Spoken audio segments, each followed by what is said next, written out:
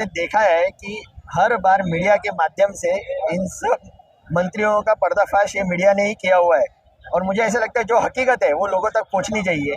जिस तरीके से ये लोग महाराष्ट्र के युवकों का अस्तित्व और आने वाला भवितव्य ये जो अंधेरे में डाल रहे हैं, मुझे ऐसा लगता है वहाँ से बचना बहुत ज़रूरी है। और इसीलिए इस तरीके का आंदोलन आज नहीं, इसके आगे भी होता रहेगा। और इन लोगों ने, इन मंत्रियों ने जल्द से जल्द इस्तीफा देकर ये जो भ्रष्ट सरकार है ये यहाँ से हटनी चाहिए। ये इसमें से ये मालूम होता है कि ये बच्चियाँ डरी हुई है, इनको पता चल रहा है कि हमारा भविष्य यह अंधकार में जा रहा है।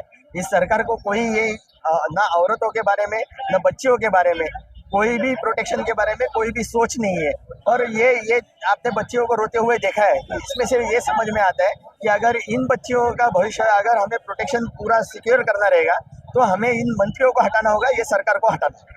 लोकसभा इलेक्शन थी, उस लोकसभा इलेक्शन में हमने 3,35,000 इधर डबल नाम या बोगस नाम क्या हमने इलेक्शन कमिश्नर को दिया था, लेकिन उन्होंने कुछ भी ध्यान नहीं दिया और जानबूझ के वो किया। और जिस तरीके से विधानसभा है या कि सब जगह पे ऐसा ही मतलब हो रहा है, तो इलेक्शन कमिश्नर के पास जो प्रेजेंटेशन मेरे ख्याल से दिखाया तो ये सही बात है और सब जगह पे ऐसा उन्होंने किया है और सत्ता हासिल की है। देखो, हमें गर्व इस बात का है कि हमारे नेता 85 साल के शरद पवार जी, हमारे नेता खड़गे जी जो इंडिया अलायंस के नेता और कांग्रेस के अध्यक्ष है, उनकी उम्र है 85 साल, सिर्फ 85 साल, पर देश का संविधान खतरे में है। चुनाव आयोग, इलेक्शन कमीशन जब कॉम्प्रोमाइज कर रहा है, जब चुनाव में घोटाले हो रहे हैं, तो भारत का संविधान और भारत का गणतंत्र खतरे में है। और जो आजादी हमें लड़के मिली है, अगर वो आजादी छीनी जा रही है, तो मुझे आज गर्व है कि हमारे लोग नेता ने, खड़गे साहब ने, पवार साहब ने अपने उम्र का ख्याल नहीं किया, देश के भविष्य का ख्याल किया।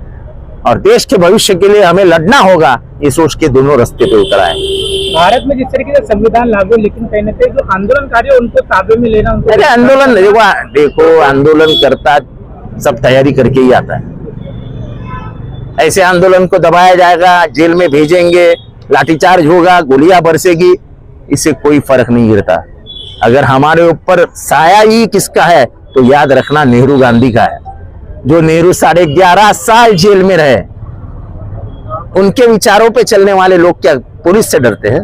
ब्रिटिशों से नहीं, तब लड़े से गोरों से, अब लड़ेंगे चोरों से। जिस तरीके से राहुल गांधी तब लड़े थे गोरों से, अब लड़ेंगे चोरों से, तब लड़े थे गोरों से, अब लड़ेंगे चोरों से।